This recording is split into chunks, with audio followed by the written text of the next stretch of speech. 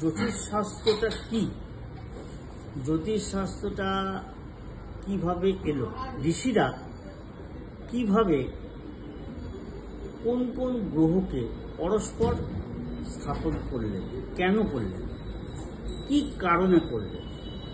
যেমন মেষের ঘরে অধিপতি মঙ্গল, সেটা তো শনিও মেষের ঘরে অধিপতি হতে পারে, কিন্তু তা তো করলেন না। ঋষিরা মেষ রাশিকে মঙ্গলের অধিপতি হিসাবে চিহ্নিত করলেন। এইভাবে বৃষরাশির শুক্র, মিথুনের বুধ, কর্কটের চন্দ্র, সিংহের রবি, কন্যার বুধ, তুলার শুক্র,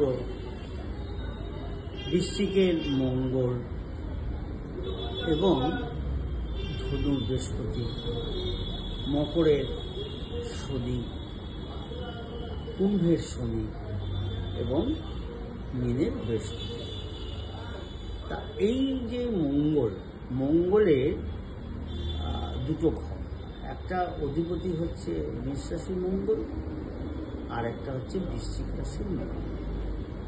তা মেষ রাশির মঙ্গল হচ্ছে অগ্নিকারক গ্রহ, চরকারক গ্রহ। আবার বৃশ্চিক রাশির যে মঙ্গল, সেটা হচ্ছে জলকারক গ্রহ, জলকারক। তা একটা গ্রহ অগ্নি, আবার একই গ্রহ আবার জল। এটা কেন করলেন ঋষিরা? তাহলে মেষ রাশির মধ্যে অগ্নিকারক গ্রহ মেষ এবং ঘরটিও অগ্নি উপাদান এবং চর শক্তি দিয়ে গঠিত। তাই এর মধ্যে গতিশীলতা আছে, প্রচণ্ড গতি আছে।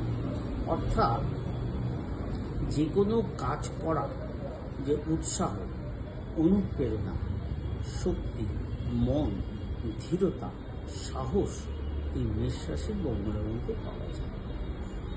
ঠিক বৃশ্চিক রাশি ন্যাচারাল জোডিয়াকে অষ্টমপতি মঙ্গল এবং জলরাশি, এই মঙ্গলের মধ্যে কিন্তু মেষ রাশির যে ক্যারেক্টার, সেটা কিন্তু এই রাশির মধ্যে পাওয়া যায় না, এই রাশির মধ্যে নেই। কারণ বৃশ্চিকের যে মঙ্গল, এই মঙ্গল কিন্তু অনেক দুর্বল মঙ্গল। অর্থাৎ মেষ রাশিকে বলা হয়েছে একটা বোমা তৈরি, আর এই বোমাটা বাস্ট করলো বৃশ্চিক রাশিতে এসে। তাহলে সৃষ্টি যে অনুপ্রেরণা, সেই অনুপ্রেরণার মধ্যে সৃষ্টিকে রক্ষা করার অনুপ্রেরণা তার যে মেষ রাশির মধ্যে আছে, বৃশ্চিকে কিন্তু অবক্ষয়, আস্তে আস্তে ক্ষয় হতে আরম্ভ করবে। এবং এই ক্ষয়টা হচ্ছে শারীরিক অবক্ষয়।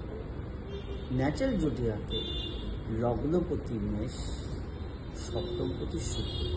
তাহলে লগ্ন এবং শুক্র উভয়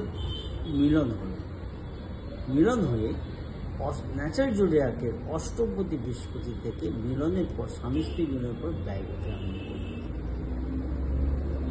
এই ব্যয়টাই হলো সৃষ্টির বীজ, ওই জায়গাটায় লুকিয়ে আছে, অর্থাৎ এখানে ফার্টিলাইজড হবে। কিন্তু মেষ রাশিতে ফার্টিলাইজের কোনো ব্যাপার নেই, গল্প নেই, আছে বৃশ্চিক রাশির মঙ্গলের মধ্যে রয়েছে। সুতরাং আজকে এই পর্যন্তই ব্যাখ্যা দিলাম। এর পরের দিনকে আরও প্রত্যেকটা গ্রহের ব্যাখ্যা উপযুক্ত।